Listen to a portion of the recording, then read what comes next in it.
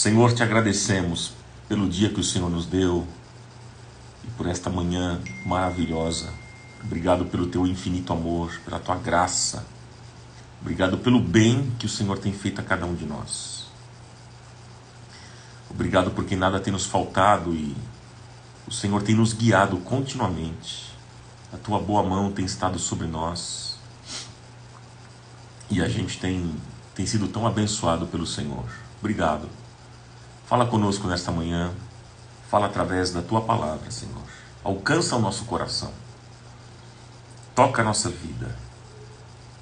Eu te agradeço porque até aqui o Senhor tem nos ajudado e nos fortalecido. O Senhor tem sido bom e fiel conosco. Eu te agradeço, Pai. Obrigado pelas tuas misericórdias que se renovaram nesta manhã sobre cada um de nós. Grande é o teu amor, grande é a tua fidelidade. Em nome de Jesus. Amém, amém e amém. Bom dia a todos vocês, amigos. Bom dia, Bíblia na mão. Deixa aberto lá o texto de Lucas capítulo 22. Lucas capítulo 22, deixa aberto. Se você tem costume de anotar, já pega aí as suas anotações para a gente conversar aqui nesta manhã. E que Deus fale profundamente ao seu coração. Você que está no Facebook, Ronaldo Bezerra Oficial, e você que está aqui comigo no Instagram, Ronaldo Bezerra _. Deus vai falar conosco nesta manhã. Tá bom, gente? Então, deixa eu fazer a pergunta aqui do dia, né? Pergunta para nós conversarmos aqui nesta manhã.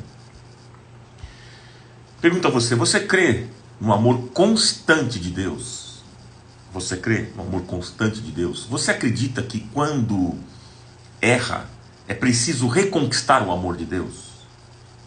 Me responda isso. Você acredita que quando você pisa na bola, você precisa reconquistar o amor de Deus? Nas nossas relações, isso acontece, né? Parece que quando a gente pisa na bola com um amigo ou com o cônjuge, enfim, parece que a gente usa essa frase, né? Olha, você precisa reconquistar o amor. E com Deus? Como é que funciona? Quando a gente pisa na bola, vale essa dinâmica? É isso mesmo? Quando a gente pisa na bola, a gente precisa reconquistar o amor de Deus? O amor de Deus só vale se a gente está acertando? E se a gente pisa na bola, a gente tem que reconquistar? Então eu estou vendo várias respostas aqui. Tem gente que acredita que sim, que precisa reconquistar o amor de Deus. Outros dizem que não. Estou vendo aqui, estou lendo. Precisamos reconquistar o amor de Deus? Que bom, estou vendo aqui, olha, tem gente que está falando, o amor de Deus é infinito, Ele nos ama o tempo todo. Não, Deus nos ama incondicionalmente. Não, tem gente que está dizendo sim, eu acredito no amor constante de Deus. O amor de Deus é incondicional, o amor de Deus não muda com as circunstâncias. Não. O Alan diz, precisamos nos arrepender e pedir perdão. Né? Mas não é esse o ponto, não é essa a resposta. Estou perguntando se a gente precisa reconquistar o amor de Deus. Quando a gente pisa na bola, a gente tem que reconquistar? É isso? Essa é a pergunta, tá? Me respondam isso de maneira objetiva. Eu quero saber de vocês. Vamos lá. Não precisa reconquistar, é graça imerecida, não, tal. O Senhor nos ama incondicionalmente. Acredito que não. Acredito que não. Você acredita que não? Deus é amor. A Ilza disse que precisa sim reconquistar todos os dias. Que mais? Tal. Vamos lá. Estou lendo aqui o que vocês estão dizendo. A Andréia Graça disse que precisa reconquistar o amor de Deus. Não. Então, assim, a maioria está dizendo que não, mas algumas pessoas dizem que sim, que precisam reconquistar o amor de Deus.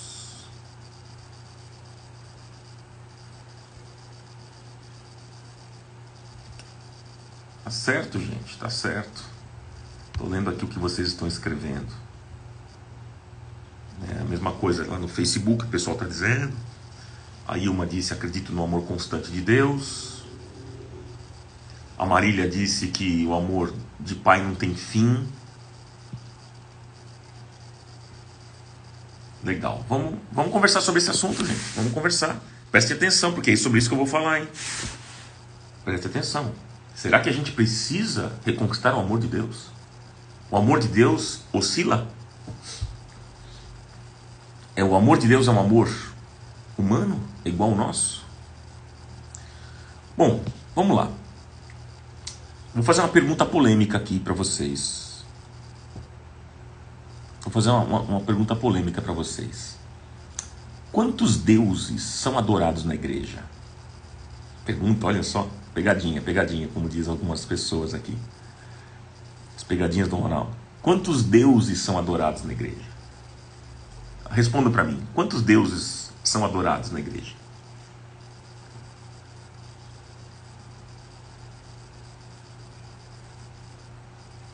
O Helder disse 1.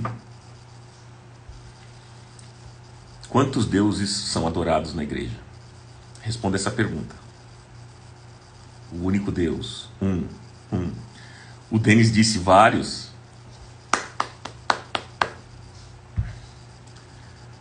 O pessoal, a maioria está dizendo 1.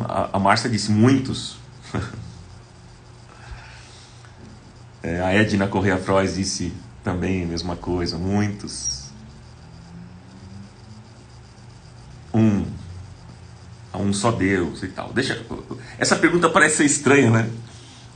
Nossa, Ronaldo, como assim? Como assim? Né? Quantos deuses são adorados na igreja? Nós adoramos ao único Deus, vivo e verdadeiro, né? Parece ser estranha essa pergunta, né? Parece ser estranha, mas ela tem muito sentido, gente. Ela tem muito sentido. Sabe por quê? Preste atenção no que eu vou dizer, para você não me interpretar mal aqui. Preste bem atenção. Muitas vezes, queridos, essa pergunta parece ser estranha, mas muitas vezes o que acontece é que nós adoramos o conceito que nós temos de Deus e não a Deus. Ou seja, vou me explicar aqui. A ideia que nós criamos a respeito de Deus na nossa cabeça, a ideia que você cria de Deus na sua cabeça, é isso que você vai adorar. Então, você vai adorar o conceito que você cria a respeito de Deus.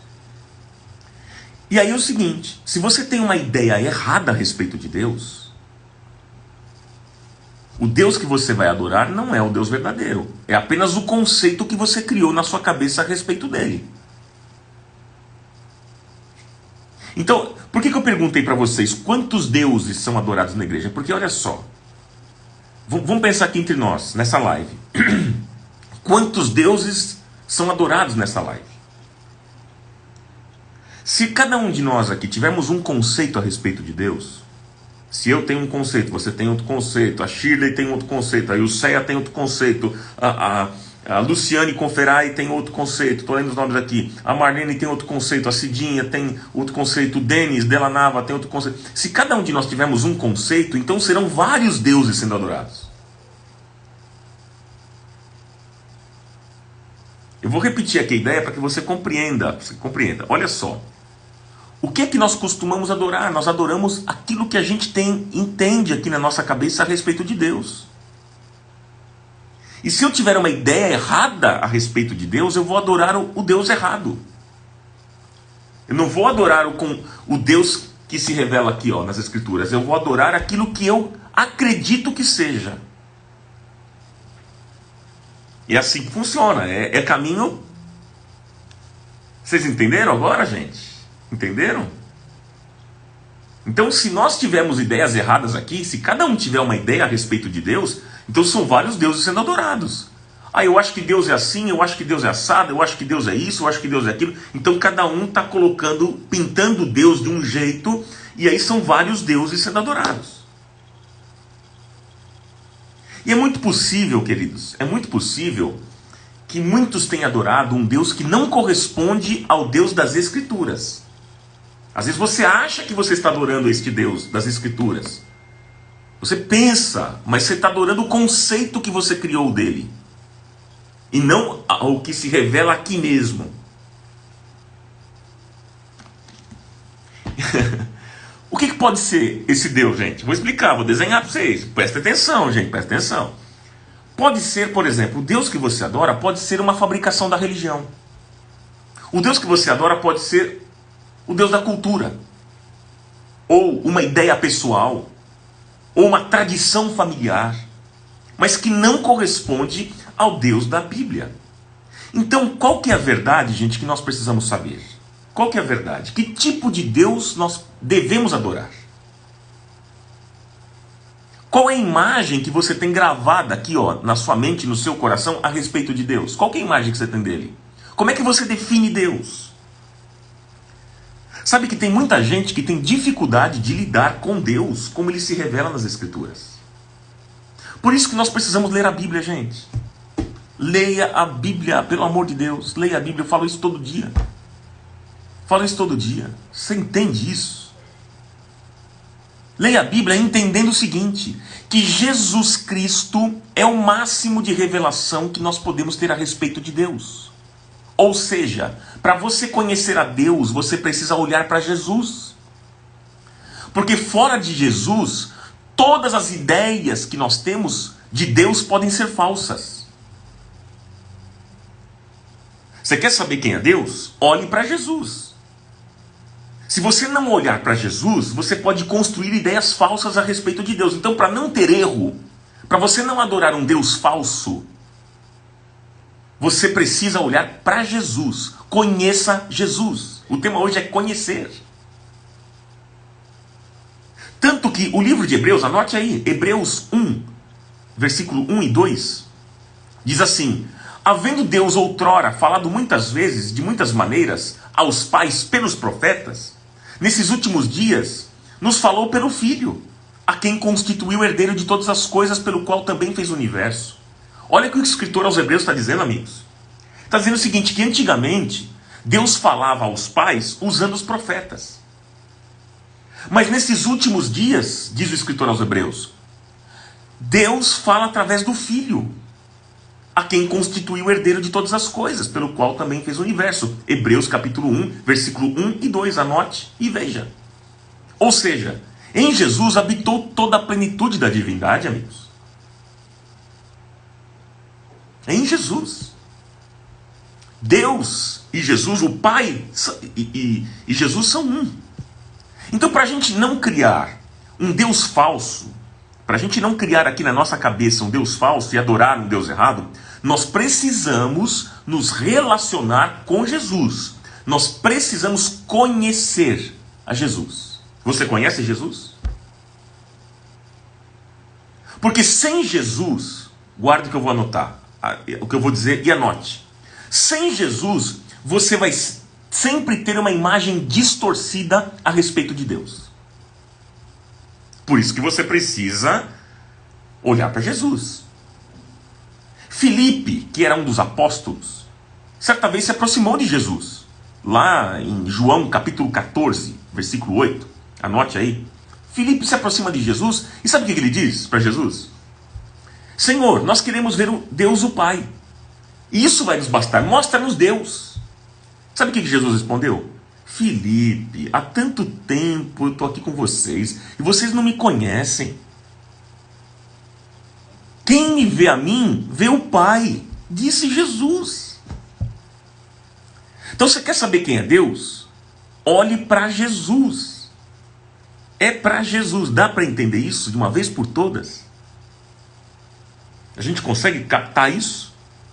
Você quer saber quem é Deus? Como é que Deus age? Como é que Deus faz? Como é que Deus pensa? Como é que ele faria? Simples, olha para Jesus e você vai saber o que é que Deus faria, o que é que ele pensaria, como é que ele agiria. Enfim, é Jesus. Não tem erro.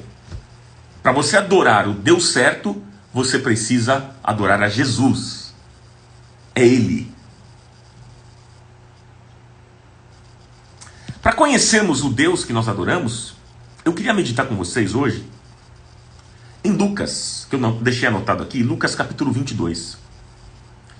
Esse texto aqui que nós vamos ler, eu vou ler pausadamente. Esse texto aqui mostra os últimos momentos antes de Jesus ser preso e dar-se aquele início, né, ao processo de julgamento e crucificação. Como é que Jesus lidou com aquela hora, com aquele momento?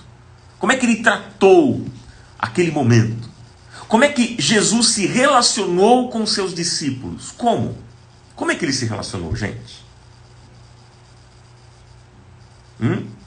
Então, se a gente olhar hoje para esse texto e ver como é que Jesus se relacionou, a gente vai entender como é que Deus se relaciona conosco.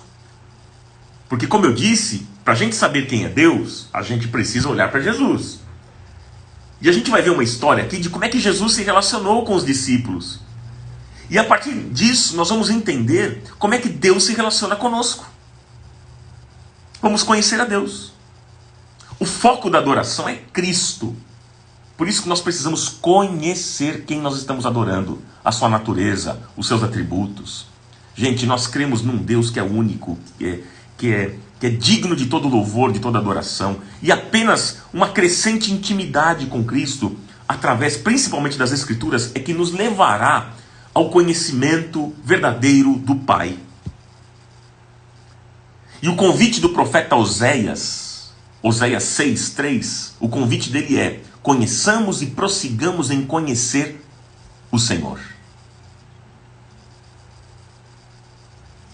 Então, vamos falar um pouquinho dessa história. Abra comigo lá.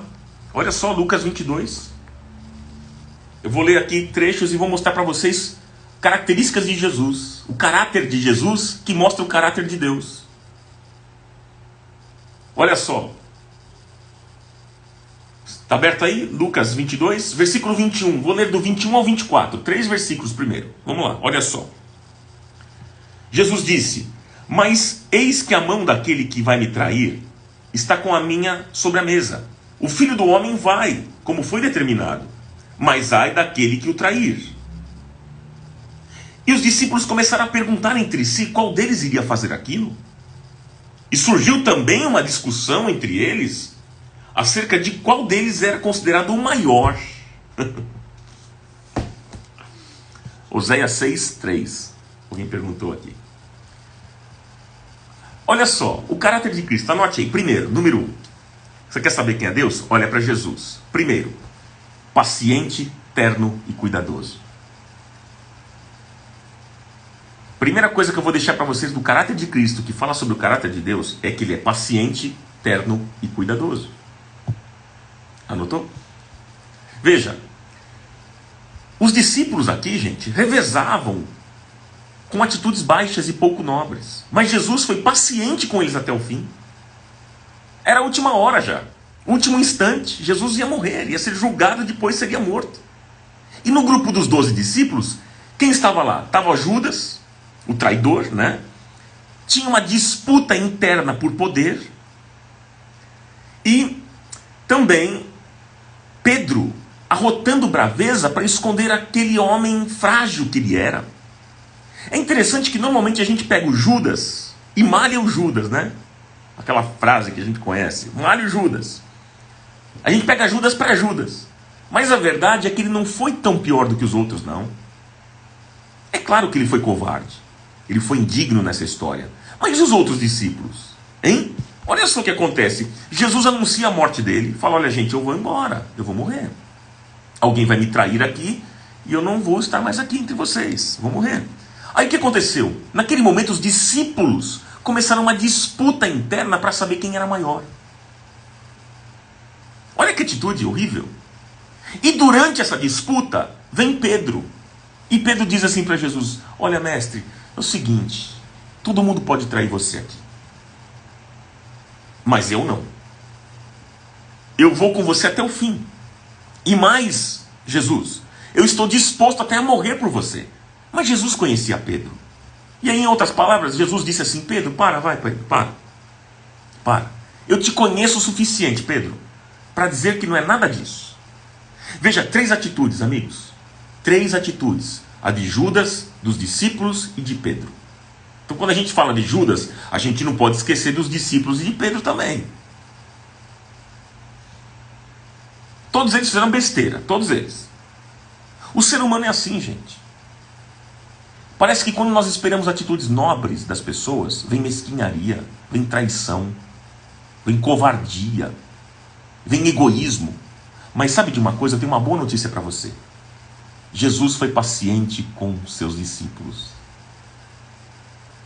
Jesus foi paciente com seus discípulos. Veja, Jesus está para entregar como doação a sua própria vida. E os discípulos ali revelam uma pequenez de mente. Mas Jesus se mostrou como Deus tem se mostrado ao longo da história da humanidade, como um Deus paciente, terno e cuidadoso. E sabe de uma coisa? Esta é uma das verdades que nós temos dificuldade de entender e de absorver. A verdade é a seguinte, é que apesar das suas limitações e das minhas limitações, que são muitas, e são semelhantes às dos discípulos, nós somos tudo igual.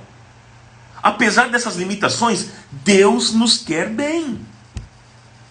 Gente, Jesus foi paciente com Pedro, que era impetuoso. Jesus foi paciente com Filipe, que era lento em compreender. Jesus foi paciente com Tomé, que era cético. Jesus foi paciente com João, que tinha espasmos de violência. Assim Deus é conosco. Deus não desiste de você. O amor de Deus não muda, nunca, nada. Não tem nada que você faça para conquistar o amor de Deus. Então você que disse que precisa conquistar o amor de Deus, entenda nesta manhã, não existe nada que você possa fazer para conquistar o amor de Deus. Porque Ele que não desiste de nós, o amor dele é leal. E Ele caminha conosco até quando a nossa vida é uma negação. É uma decepção. Ele pode não concordar com aquilo que você faz. Isso é verdade. Porque Ele não compactua com o pecado. Ele pode não concordar, mas o amor dele não muda por você. Ele nunca nos abandona quando nós nos mostramos pequenos. O amor de Deus, como vocês mesmos disseram aqui, é um amor eterno, é um amor incondicional, gente. Deus ama você porque Ele decidiu simplesmente amar você, porque faz parte da essência de Deus. A Bíblia diz que Deus é amor. Faz parte da natureza de Deus. É na natureza. Gente, Jesus sabia que ele seria traído por Judas. Sabia ou não sabia? Claro que Jesus sabia. E o que aconteceu? Mesmo assim, Jesus lavou os pés de Judas. Lembre-se, você quer saber quem é Deus? Olha para Jesus. Olha como é que Deus trata. Jesus sabia que seria traído. E ele lava os pés de Judas. Outra coisa, Jesus viu os discípulos ali numa disputa por poder. Jesus viu. Jesus também sabia que Pedro iria o negar, como negou.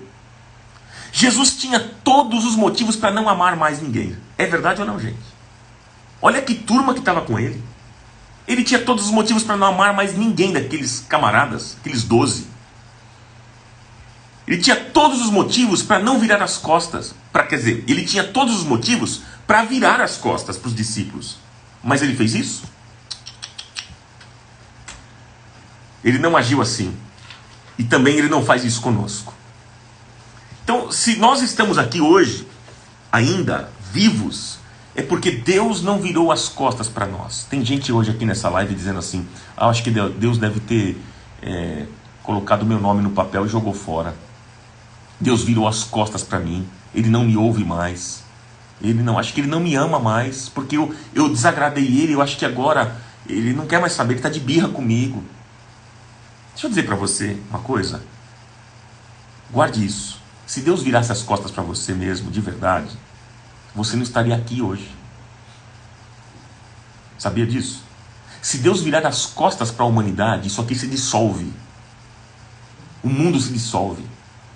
A sua vida já era. Você morre agora. Deus não virou as costas para você. Deus continua amando você. E esta é a beleza do amor de Deus por cada um de nós. Segundo, anote. Outra coisa que faz parte do caráter de Cristo e que tem faz parte do caráter de Deus, porque Jesus e Deus são um. Olha só, amigo e servo. Amigo e servo. Anote aí. Segundo, amigo e servo. Versículo 25 diz assim, 25 a 27. Jesus lhe disse: os reis das nações dominam sobre elas, e os que exercem autoridade sobre elas são chamados benfeitores. Mas vocês não serão assim. Ao contrário, o maior entre vocês deverá ser como o mais jovem, e aquele que governa como o que serve. Pois quem é maior? O que está à mesa ou o que serve? Não é aquele que está à mesa? Mas eu estou entre vocês como aquele que serve. Lindo isso que Jesus falou. Veja, Jesus aqui está insistindo com seus discípulos que o reino dele é contrário a toda expectativa humana. O reino de Deus, gente, o reino de Deus não é um reino hierarquizado de cima para baixo. Se você quiser entender mais de Deus, você precisa compreender essa verdade. Porque normalmente, gente, nós lidamos com Deus numa visão como de uma majestade onipotente, um Deus governando tudo, cuspindo fogo, com raios de luz nos olhos. Mas Jesus aqui está dizendo nesse versículo que nós lemos, que o reino de Deus é contrário disso. É o contrário do mundo. Jesus está dizendo o seguinte: olha, os reis dos gentios dominam sobre eles, e os que têm autoridade sobre eles são chamados benfeitores. Mas, disse Jesus, não sereis vós assim. Não sereis vós assim. Antes, o maior seja como o menor, e aquele que governa como quem serve. Pois quem que é maior, disse Jesus? Aquele que está à mesa ou quem serve? Quem é maior? Não é aquele que está à mesa, disse Jesus? Sim, mas eu estou entre vocês como quem serve, como menor. Eu estou entre vocês como menor. Olha a lógica do reino de Deus, como é o contrário, gente. O maior no reino de Deus não é aquele que possui as maiores habilidades. O maior no reino de Deus não é aquele que tem maior conhecimento e mais capacitação. O maior no reino de Deus é aquele que serve. Foi o que disse Jesus. E você conhece um servo, não é pelo título que ele recebe, mas você conhece um servo é pelo estilo de vida que ele tem. Jesus disse, Mateus 20, 28, eu não vim para ser servido, mas eu vim para servir e para dar a minha vida em resgate de muitos. Você vê que a lógica do reino é inversa.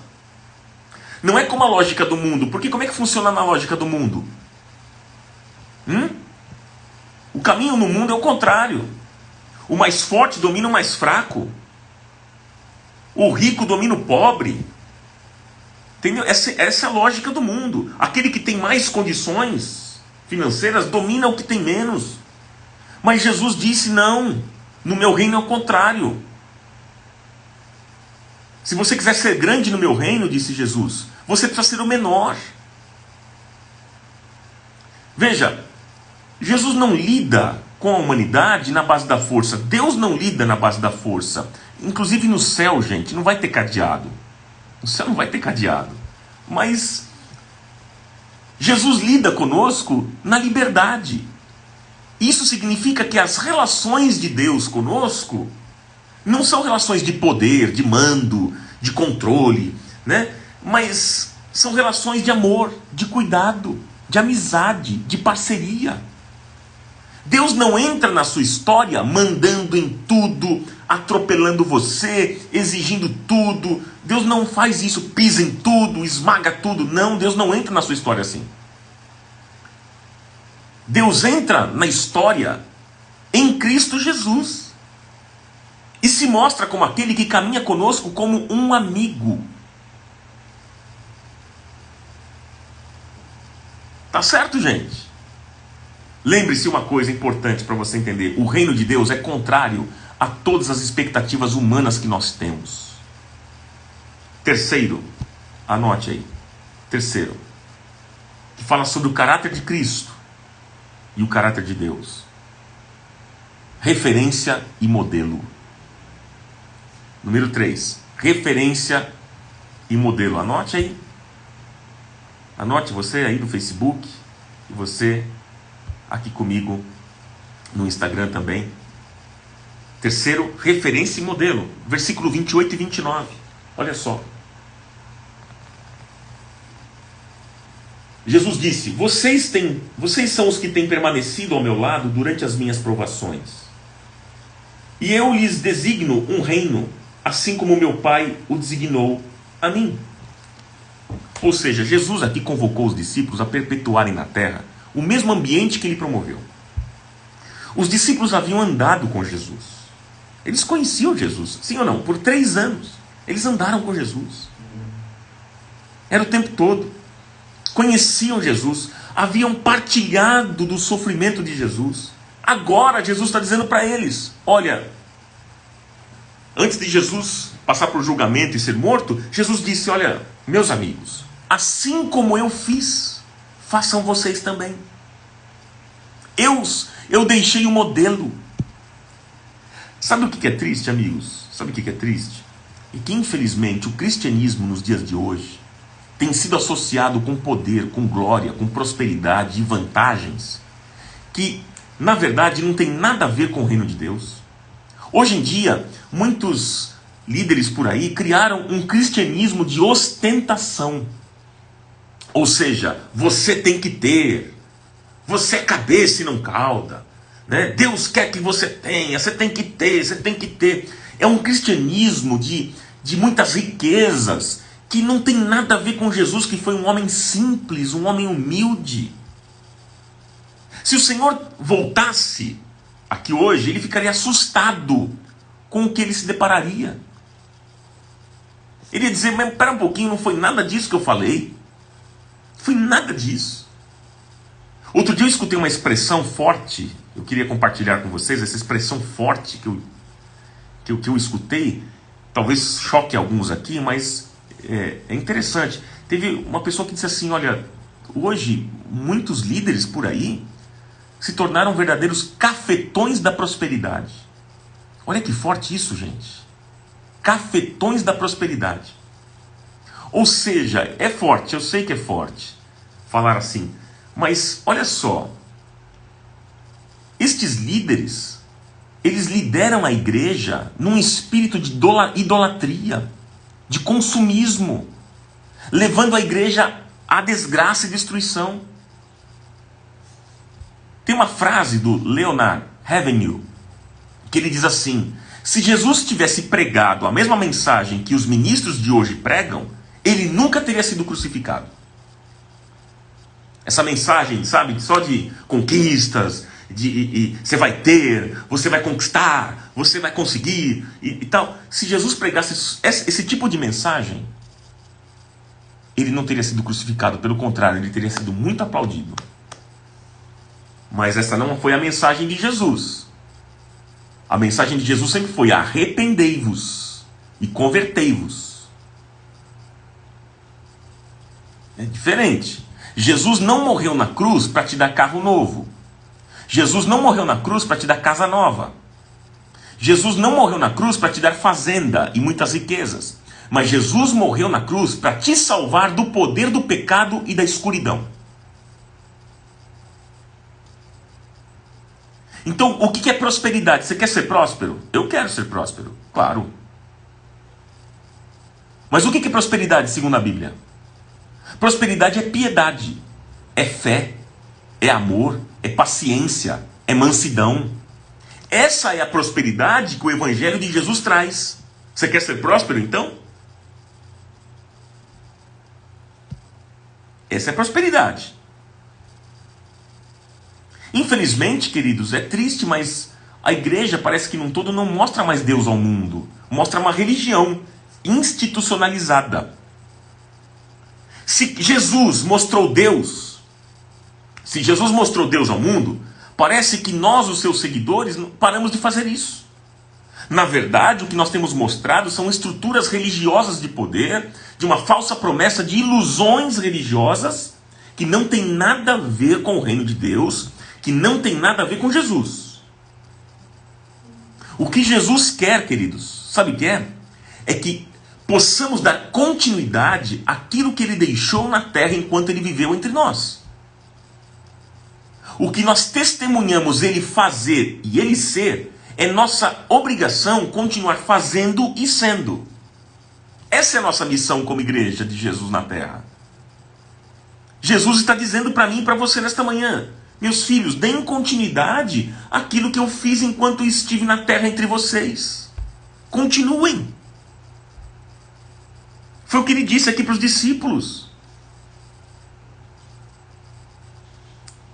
Vamos lá, por último.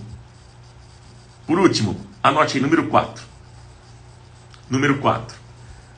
Outra marca forte do caráter de Cristo: amor incondicional. Anote. Amor incondicional. Versículo 31 ao versículo 34.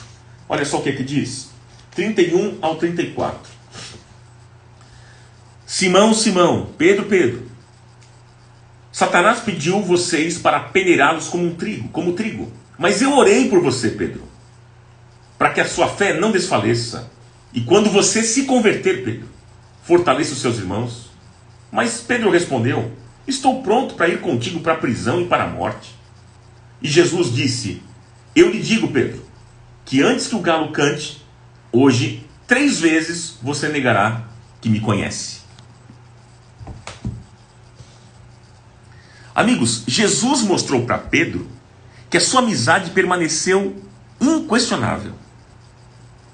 Pedro foi previsível, gente. Por isso que a atitude de Pedro foi patética, né? Toda pessoa que é previsível se torna patética.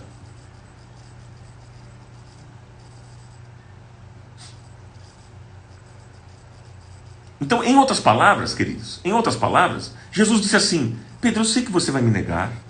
Você é muito previsível, Pedro. Sabe, quando nós pensamos em Judas, nós não podemos nos esquecer dos outros discípulos e de Pedro, que se mostraram tão pequenos quanto ele. Mas mesmo assim, Jesus não desistiu dos discípulos. E não desistiu de Pedro, gente. Não desistiu de Pedro.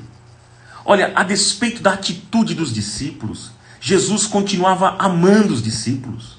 Jesus separava a atitude da pessoa. Foi aquilo que eu disse no início. Deus pode não concordar com aquilo que você está fazendo, porque Ele não compactua com o pecado. Mas Ele ama você. Deus amou o mundo de tal maneira. Deus ama pessoas. O que é que significa ser santo? Você sabe o que é que significa ser santo? Ser santo não significa ser perfeito. Não. Ser santo são aqueles que se sentem amados de Deus. Eu vou me explicar. Quando Jesus vai corrigir o comportamento de Pedro, gente, Jesus não corrige os atos de Pedro, mas Jesus mostra para Pedro que ele é amado. Lá no capítulo 21 de João, versículo 15 a 17, Jesus fala: Pedro, tu me amas? 3 vezes Jesus pergunta: tu me amas, Pedro? Sim, Senhor, te amo. E por que Jesus insiste nessa pergunta? Por quê? Porque o que Jesus deseja restabelecer é o amor. Tu me amas? O que Jesus quer restabelecer é o amor. Porque se eu e você nos sentirmos amados por Deus, amigos, não importa quantos erros você já cometeu na sua vida, mas enquanto você souber, você viver, você experimentar este amor de Deus, você não vai precisar ficar nessa neura maluca de ficar tentando corrigir os seus atos o tempo todo. E eu me explico para que você não me interprete mal. Santo Agostinho disse uma frase extremamente perigosa. Santo Agostinho. Mas é uma frase corretíssima, eu vou explicar. Santo Agostinho disse assim: ame a Deus e faça o que quiser. Olha que frase doida, gente. Ame a Deus e faça o que quiser. Como assim?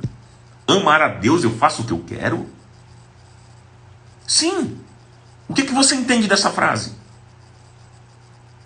Essa frase está corretíssima. Corretíssima, sabe por quê? Ame a Deus e faça o que quiser. Por que essa frase está correta? Porque quem ama é zeloso. Quem ama é cuidadoso. Quem ama não faz porque ama. Se você ama, você não vai fazer. Você tem liberdade, ou seja, a frase está mostrando que você tem o arbítrio. Ame a Deus e faça o que quiser. Ou seja, você tem um arbítrio para escolher as coisas que você quer fazer. Mas por que você não vai fazer qualquer coisa? Porque você ama. Você tem a liberdade para fazer. Se você quiser se jogar do 10º andar do seu apartamento, você pode. Se você quiser sair agora, hoje, aí da sua casa e agredir alguém na rua, você pode fazer o que você quiser. O que der na sua cabeça, você pode. Mas por que você não faz isso? Porque você ama a Deus. E quem ama não faz. Quem ama é aquilo que o salmista diz. Salmo 40, versículo 8. Quem ama é aquele que diz: deleito-me em fazer a tua vontade. Ó meu Deus, ó Deus meu, a tua lei está dentro do meu coração. A tua lei está dentro do meu. Por isso que eu não faço, Deus.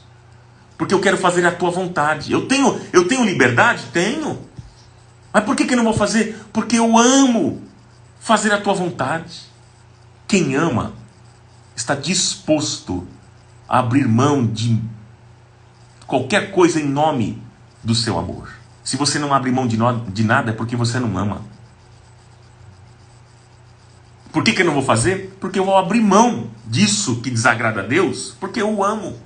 Agora, veja bem, essa ideia que a gente tem de crente, sabe, de ficar corrigindo os nossos atos o tempo todo, isso só gera hipocrisia, gente. Essa ideia de se portar diante das pessoas como um santo que nunca erra, isso só gera falsidade. E o que Deus quer de mim, o que Deus quer de você, não é que vivamos preocupados em ficar corrigindo o tempo todo os atos da gente. Não é isso que Deus mais se preocupa. O que Ele quer de mim e de você é que a gente viva na luz. Porque se nós andarmos na luz, como Ele na luz está, nós temos comunhão uns com os outros, e o sangue de Jesus Cristo, seu Filho, nos purifica de todo pecado. O que nós precisamos então? Nós precisamos ser amados de Deus. E sabermos que somos queridos dEle. Nós devemos amar a Deus. E viver este amor até as últimas consequências. Quem viver este amor até as últimas consequências, pode até ser um homem mesquinho, como foi Pedro, mas vai se tornar um homem segundo o coração de Deus. Quanto mais você estiver preocupado com rigor religioso, com leis, regras, o tempo todo, quanto mais preocupação você tiver com isso, com o rigor da religião, mais hipócrita você vai ser. Agora, quanto mais íntimo você estiver de Deus, mais santo você vai ser. O segredo da santidade é a intimidade. Não é tentar obedecer regras e leis impostas pela religião. Porque isso só gera hipocrisia, gente. Você quer ser santo? Tenha intimidade com o Pai. A maior virtude que a gente deve ansiar na vida, a maior virtude é a amizade com Deus, é a intimidade com o Senhor. Porque é ela que nos leva a uma vida de santidade. Aí está o segredo, gente. Aí está o segredo. Você quer ser santo? Se você ficar preocupado em ficar seguindo as regras da religião, vai chegar uma hora que você não vai aguentar.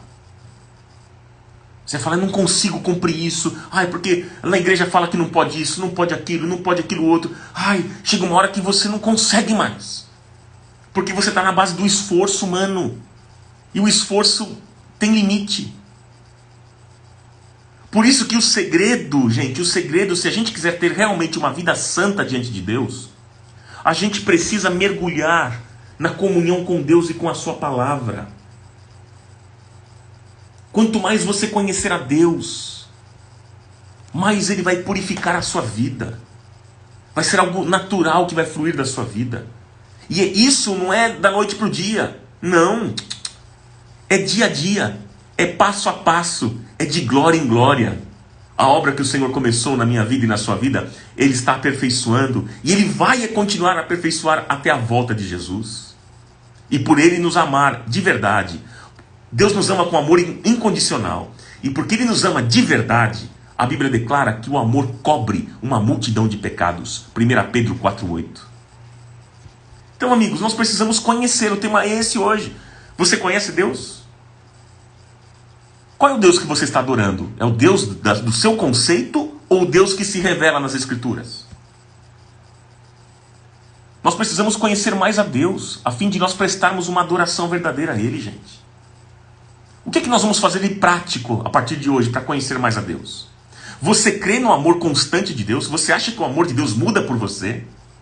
Diante de tudo aquilo que você acabou de ouvir, você ainda tem dúvidas de que o amor de Deus depende do que você faz? Não confunda amor com aprovação daquilo que você está fazendo. O amor de Deus não muda. O amor de Deus não é instável. Um dia ele ama, outro dia ele não ama. Um dia ele está bravo, outro dia ele está feliz. Não, Deus não é assim. O amor de Deus é incondicional, é eterno, não muda. Ele continua amando você. Ele pode não aprovar o que você está fazendo. Isso é outra coisa. É outra coisa. Porque ele não compactua com o pecado. Mas ele ama o pecador. Não ama o pecado, mas ama a mim e ama você. Você crê nesse amor constante de Deus? Você crê no amor constante de Deus sobre a sua vida? Você acha que ainda precisa reconquistar o amor de Deus? Gente, você não precisa reconquistar o amor de Deus, porque Ele te ama e ponto. Deus é amor. É o que a Bíblia diz. Deus é amor. O amor de Deus não pode ser comparado com o amor do homem. A gente baseia o amor de Deus no amor que a gente tem pelas pessoas, que às vezes acaba, né? Ah, não, eu gostava tanto, eu era apaixonado, amava essa pessoa, acabou, ele pisou tanto na bola comigo que acabou o amor. E a gente pensa que Deus é assim. Mas a Bíblia diz que Deus não é homem. Deus não é homem. Não compare Deus com o homem. Não compare Deus com o homem. O amor de Deus por você é incondicional, é profundo, é eterno e jamais vai mudar. O dia que Deus deixar de amar, você nem vai mais estar aqui. Sabia disso? Ah, Deus não me ama mais. Então acabou você. Já era. Você morreu. Se isso for verdade. Mas não é assim. Ele é um pai de amor que deseja o melhor dos seus filhos. Deseja o melhor. E que você tenha e desfrute sempre de uma vida nova, de uma vida abundante que há em Cristo Jesus. Amém? Pai, em nome de Jesus, eu quero te agradecer por esta manhã e obrigado por te conhecer um pouquinho mais nessa manhã. O teu amor é eterno, é profundo, é incondicional. Obrigado por este amor que é derramado sobre nós todos os dias. Ah, se não fosse o teu amor, ah, se não fosse a tua misericórdia, nós seríamos consumidos, nós não estaríamos aqui nesta live hoje. Pai, obrigado por este amor incansável. Obrigado porque o Senhor nos ama sempre e sempre nos amará. Obrigado porque Tu és este Pai de amor. Obrigado porque nós podemos, nesta manhã, aprender um pouquinho mais sobre o Teu caráter. Tu és amigo, servo.